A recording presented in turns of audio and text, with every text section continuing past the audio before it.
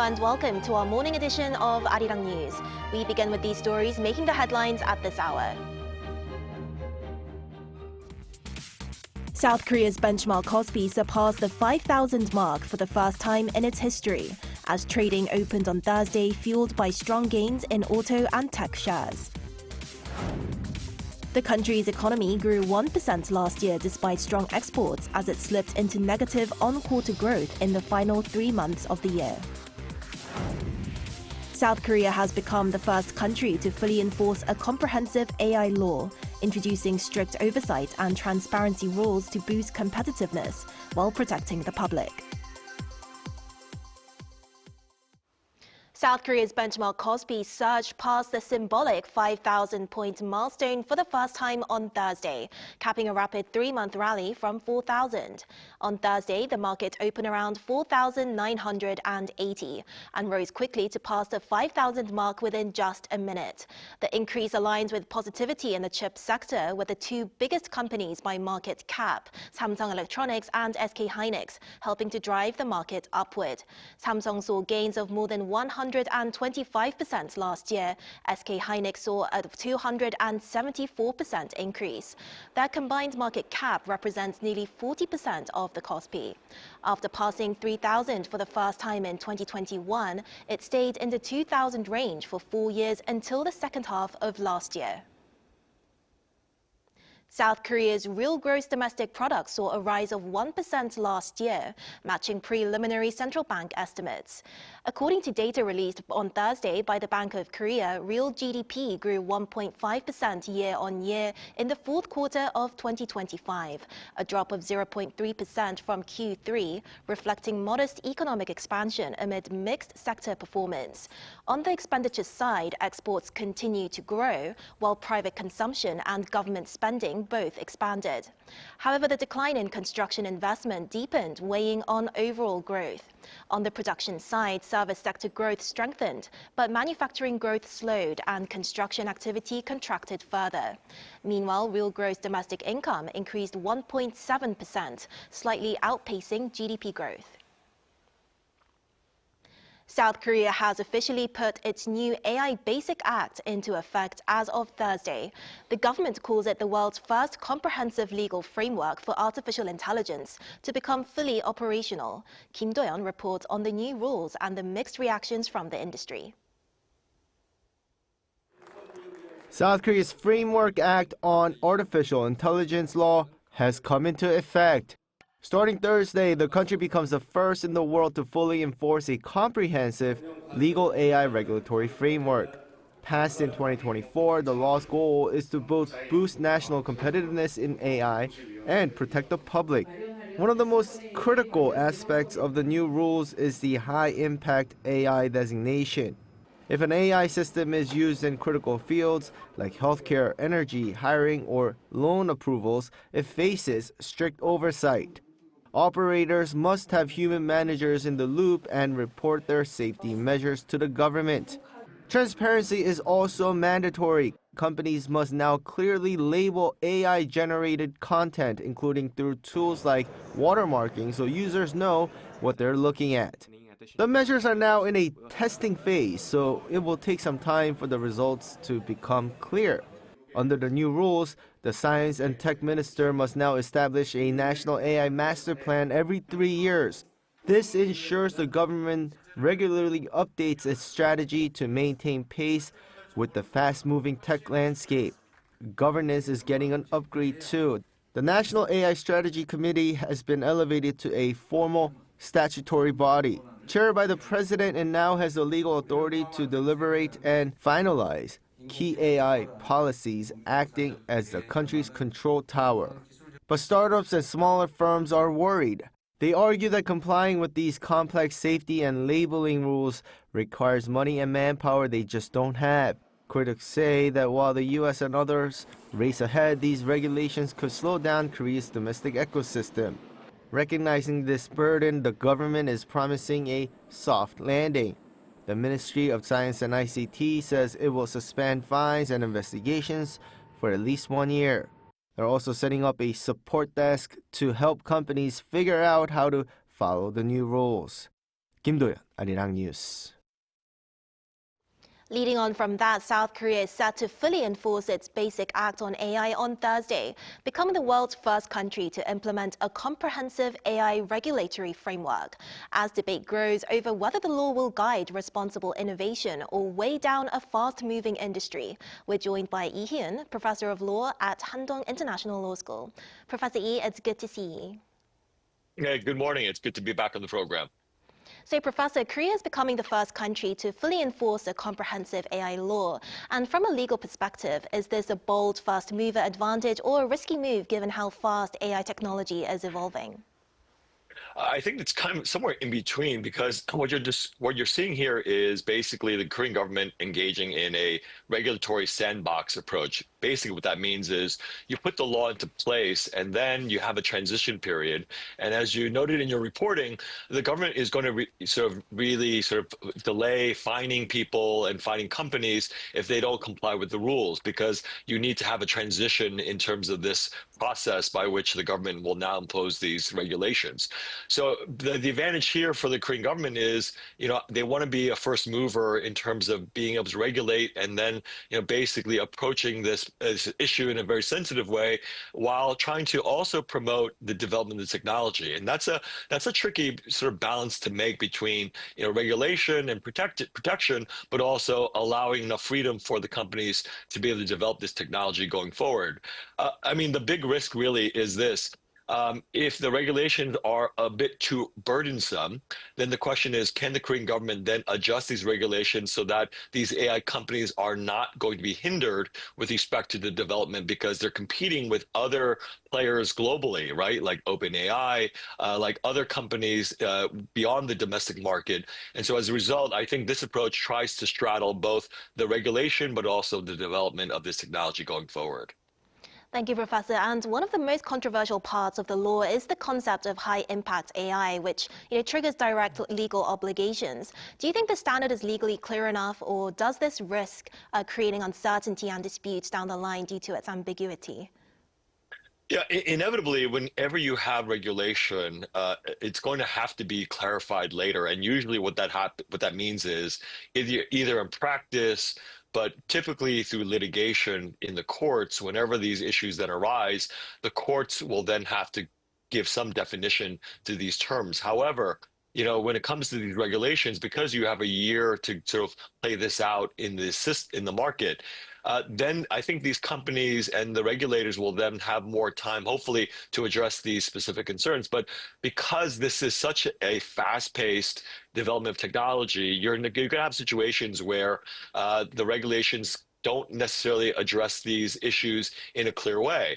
And so as a result, when it comes to this high touch or this high impact AI that's going to have effects on individuals' lives, a year is probably not enough time to resolve all these issues. So inevitably, there's going to be hiccups, there's going to be bumps along the road, and there's going to be eventually be court litigation probably on these kinds of questions. So as a result, I think when it comes to high impact, particularly as it relates to individuals and their rights, I think what you're going to see is probably more development of these issues going forward, and then the courts getting involved to resolve some of these ambiguities. So AI startups are arguing that the real fear isn't fines, but being labeled as illegal due to procedural violations. Now, how serious is this concern under administrative law, and what safeguards do you think there should be in place to prevent over-deterrence of innovation?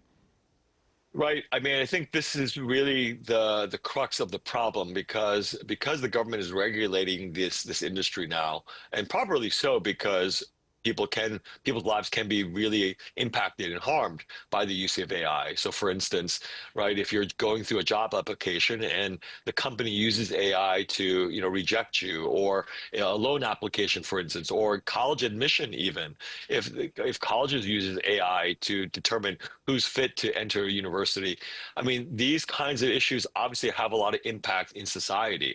But on the flip side, right, the regulators have fines, and not just fines, which is not necessarily so overwhelming. These penalties financial are not that significant in comparison to some of these companies.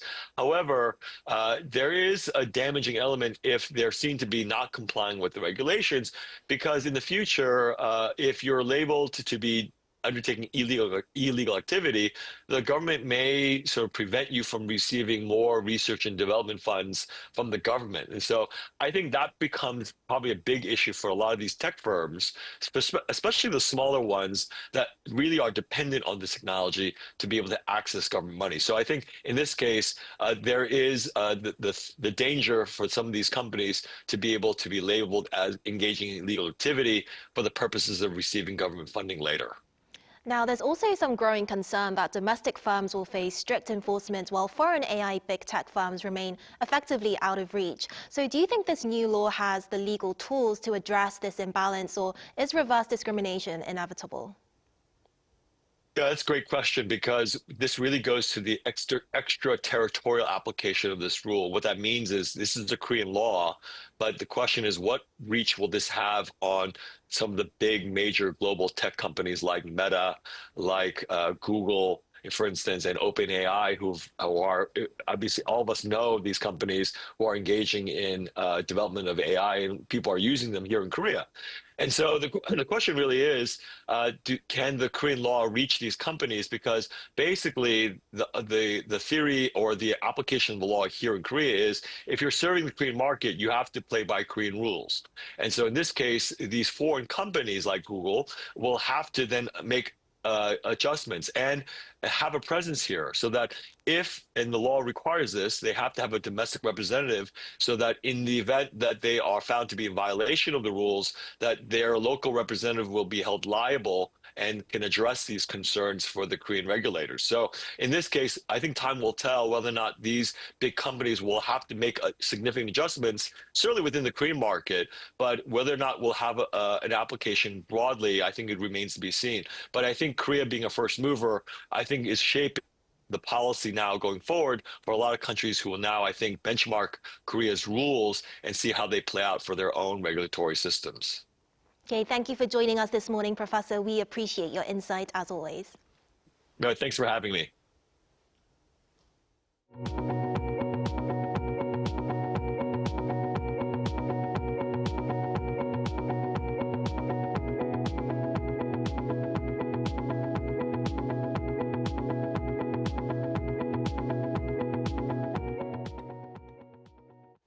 Speaking at the World Economic Forum in Davos on Wednesday, US President Donald Trump says diplomacy, not military force, will guide his push for US control of Greenland as he moves to ease tensions with Europe. Lee Seung-jae has more.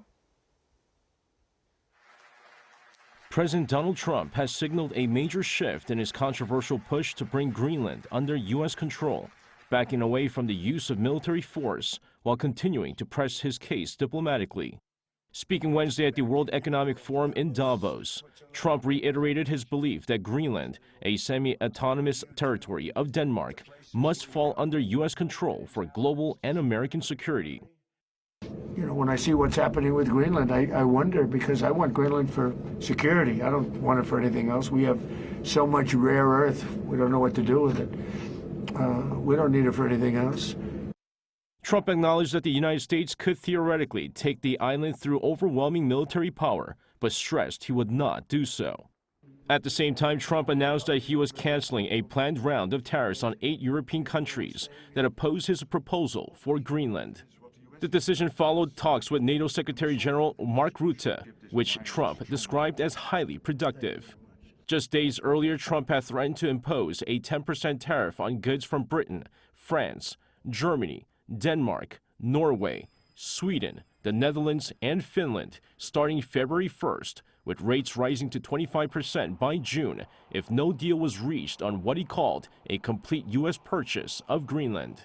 In a social media post, Trump said he and NATO leadership had established a framework for a future agreement covering Greenland and the broader Arctic region, calling it beneficial for both the United States and NATO allies. Despite the rollback on tariffs, tensions remain high. The European Parliament formally suspended ratification of a U.S. trade deal on Wednesday in protest, calling Trump's earlier tariff threats political blackmail. European lawmakers say negotiations will not resume until those threats are fully withdrawn. Lee Seung-jae, Arirang News. Former Prime Minister Han Duck-soo has been sentenced to 23 years in prison, 8 years more than the 15-year term sought by the special prosecution for his role in former President Yoon Suk-yeol's martial law declaration. Our political correspondent An Sung-jin reports. Seoul Central District Court sentenced former Prime Minister Han Duck-soo to 23 years in prison on Wednesday for aiding an insurrection. The defendant is sentenced to 23 years in prison. The case concerning the use of a falsely prepared official document is dismissed. This marks the judiciary's first ruling that states that the December 3rd martial law declaration constituted the crime of insurrection under the Criminal Act. According to the ruling, Han's role as a prime minister vested him with democratic legitimacy and responsibility. Yet he abandoned his constitutional duty to uphold the Constitution and the rule of law and to keep in check the president's arbitrary use of power. The bench also criticized him for choosing to participate as a member of the insurrection and noted that his actions could have pushed South Korea back into a dark era where fundamental rights and democracy were jeopardized, potentially trapping the country in a prolonged authoritarian regime and irreversible trauma and loss for the public. Following the verdict, the court conducted a separate hearing to determine whether Han should be taken into custody and ordered his immediate detention, citing concerns over the destruction of evidence. The ruling came 4 months after Han Duck-soo's trial began in September last year. Prosecutors argued that Han, as the second highest official in state affairs, was aware of such unconstitutional plans, yet aligned himself with the declaration by giving it the procedural appearance of having been reviewed by a quorum of the cabinet. Han is also accused of signing a revised martial law proclamation to remedy legal defects in the original declaration and subsequently ordering its disposal.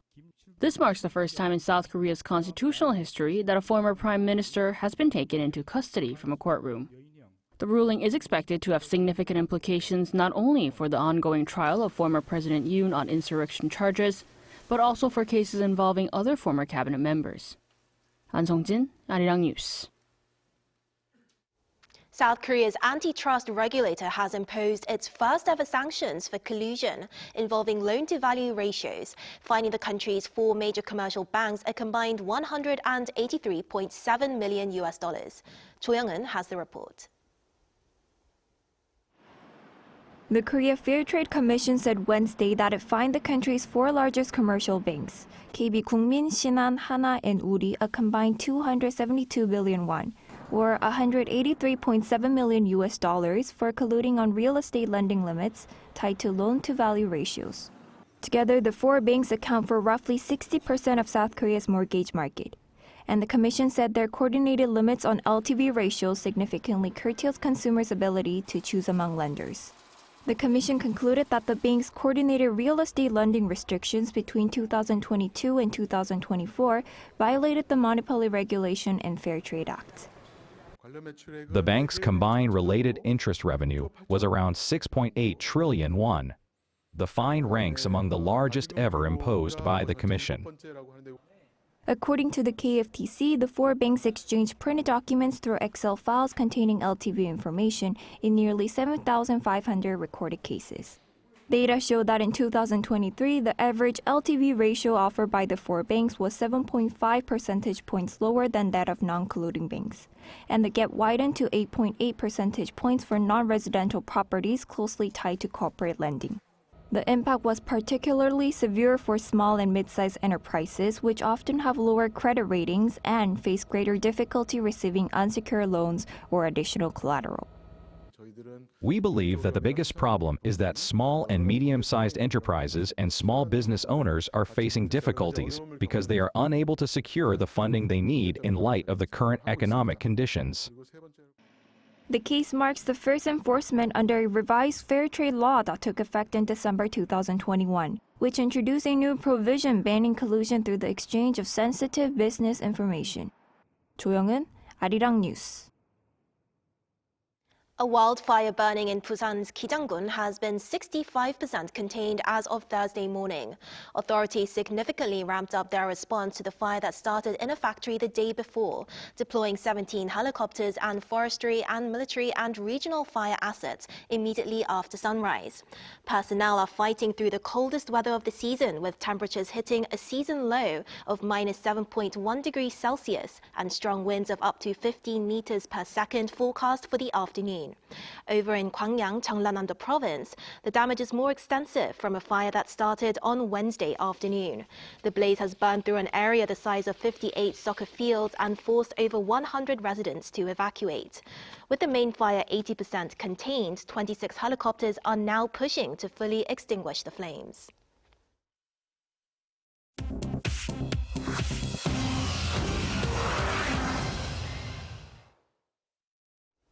Good morning, I'm Chu Ji-hyun, and this is The World Now.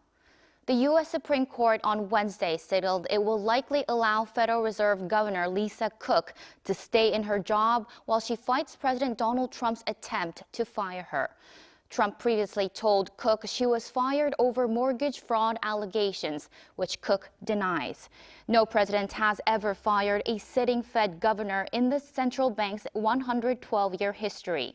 Several justices pressed the administration on why it gave Cook no formal notice or hearing, and multiple justices voiced skepticism about letting a president remove Fed officials without meaningful limits, and how this could impact the Fed's independence.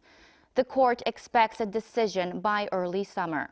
Meanwhile, Trump said on Wednesday in Davos that he was close to choosing a new Fed chair, adding he would prefer to keep White House economic advisor Kevin Hassett in his current role, as he called BlackRock bond manager Rick Rieder, quote, very impressive. Trump and his aides have also named Fed Governor Christopher Waller and former Fed Governor Kevin Warsh as candidates. Iranian state television has admitted for the first time that security forces killed more than 3,000 people during recent anti-government protests. Iranian state TV on Wednesday issued its first official death toll from recent protests through statements by the Interior Ministry and Iran's Martyrs Foundation. It said 3,117 people were killed, adding that 2,427 of the dead were civilians and security forces, without detailing the rest. Meanwhile, Iran's Foreign Minister Abbas Araghchi warned in a Wall Street Journal op-ed that Iran will, quote, fire back with everything we have if it faces attack, as the U.S. Navy is currently moving the USS Abraham Lincoln Carrier strike group towards the Middle East. Nvidia CEO Jensen Huang says trillions of dollars in new investment is needed to support the global artificial intelligence boom. During talks with BlackRock CEO Larry Fink at the World Economic Forum in Davos on Wednesday, Huang dismissed fears of an AI bubble, saying the opportunity is extraordinary, even if investment totals look massive. The Nvidia chief declared this is, quote, largest infrastructure build-out in history, urging Europe and global industries to aggressively expand energy supplies and data centers to capture the technology's economic benefits. On jobs, he argued demand can rise even as AI spreads. Prince Harry fought back tears in a London courtroom on Wednesday while accusing the Daily Mail of making his wife Meghan Markle's life an, quote, absolute misery. The Duke of Sussex and 6 other claimants, including singer Elton John, are suing publisher Associated Newspapers over alleged privacy violations dating from the 1990s to the 2010s. The lawsuit alleges unlawful information gathering such as voicemail hacking, phone bugging, and deception. Associated Newspapers called the accusations preposterous smears and said its reporters relied on legitimate sources. Harry described the legal battle as traumatic, but a public duty to hold the media responsible, telling the court that intrusive tabloid tactics have only worsened since he launched his lawsuit in 2022.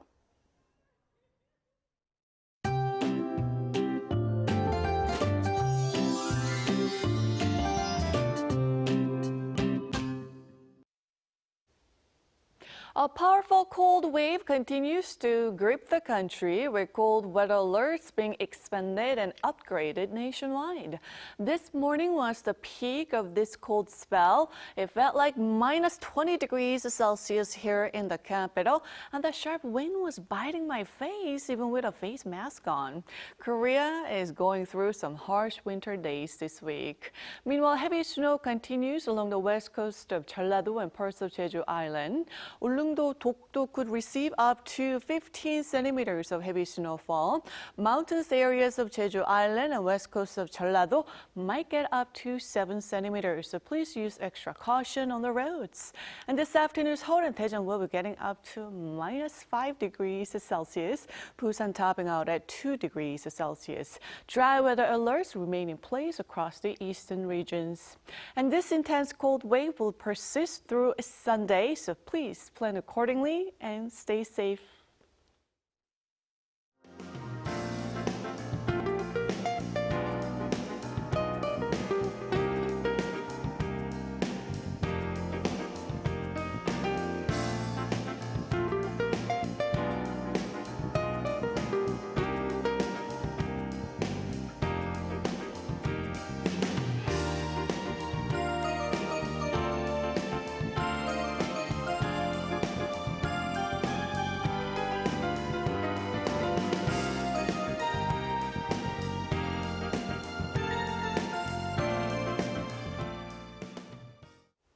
That's all we have for this morning. Arirang News will be back at noon Korea time. Thanks for watching.